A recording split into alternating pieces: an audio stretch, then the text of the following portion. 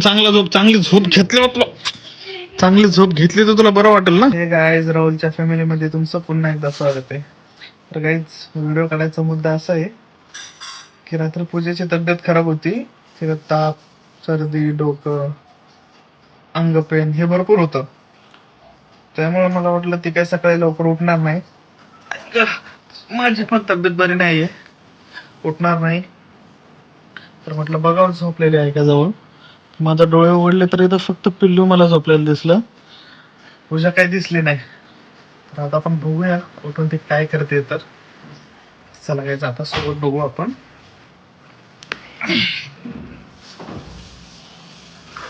तर गाईस, पिल्लू बघा इथं झोपलेला. तर आता आपण बघू पूजा काय करते. वा, मॅडम करतात किचन मध्ये काम. मॅडम, तुमची तर तब्येत खराब होती ना. हा, बर बर बर. इथं करते दीदी पण उठून लवकर काम. सरासरी तर लवकर उठत नाही, पण तिच्या वहिनीची तब्येत खराब होती म्हणून मॅडम लवकर उठल्यात. नाही तर आमचा 8-8:30 वाजता उठायचा टायमिंग. मॅडम इकडे बघा, ऋतुजा मॅडम. आणि आई पण इथं उठून लसूण शोधते, पूजेची तब्येत बरी नाही म्हणून. तर मॅडम, तुम्हाला लवकर पण उठायला सांगितलं. स्वतः उठली, तुला रात्री सलाईन लावून आणलं तरी पण उठायची काय गरज होती का? आई तू काय बोललीस का तिला उठायला? नाही बाबा, मी काय नाही बोलली. मग ती काय उठली? स्वयंपाकाला लागले होते, ती उठली. हा, करायला लागली ती स्वयंपाक. होय. ते तू काय बोलली का? हा, मॅडम तुला घरातलं कोणीच काय बोललं नाही, तुला कशाला उठलं? मला झोपून नाही राहू वाटत. हा? झोपून नाही राहू अरे मग वाटत तुझी मला. तब्येत बरी नाही, काय नाही, आराम करायचा. तर काय रे तू? मला सांगा गाईस, अशी बायको कोणाला भेटते? एखादी लागे जर समजून न घेणारी बायको असते तर मस्त अंगावर घेऊन झोपले असते, म्हणले असते दुखायला जाऊ द्या, कोण बघायला आपल्याला, कोण नाही. चला, पण बायको अशी नाही. खरंच नशीब लागतं गाईज, नशीब अशी बायको भेटायला, अशी आई भेटायला. ए मम्मी, तुझ्या सुनाला चांगलं असं समजून घ्या, म्हणजे मला टेन्शन राहणार नाही घरातलं, नाही का?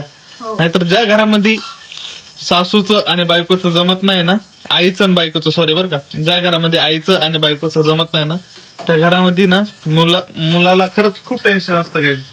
पण असं माझ्या घरात असं नाहीये.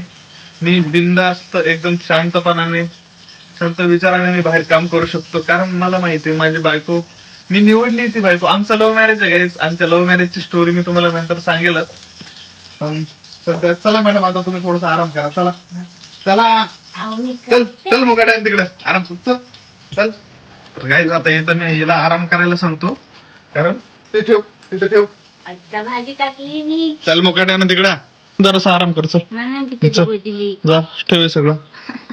चल, आईला सांगतो आराम करायला.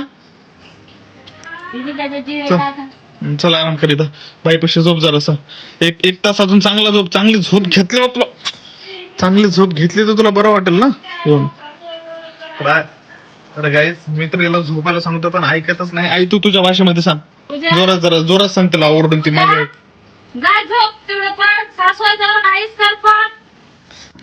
तर गाईस, आईचं म्हणणं आहे की सासू आहे तोपर्यंत आईश कर, ज्यांना आईसारखी.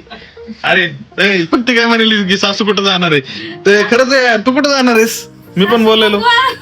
हा, अरे यार, असं काही पण नको बोलू आई. आपल्याला साम्राज्य निर्माण करायचंय, आहे का नाही? साम्राज्य निर्माण करायचंय, त्यामुळे कोणी कुठेही जाणार नाही गाईज. आणि आता पूजाला पण मी आराम करायला सांगतो. आई खरंच करू देत नाही तिला काहीच काम, पण तीच ऐकत नाही, स्वतः उठते आणि काम करते. पण हे जे आमचा ढोलू भोल आहे ना, हे आमचा छोटा भीम, हे आहे ना, हे लय आळशी. हे बघा आई, पोरांना म्हण, सगळ्यांना गाईजला म्हण आम्हाला फॉलो करा, फॉलो करा, लाईक करा. तर गाईज, आईचं ऐकलंय ना तुम्ही, मी तर काय म्हणणार नाही.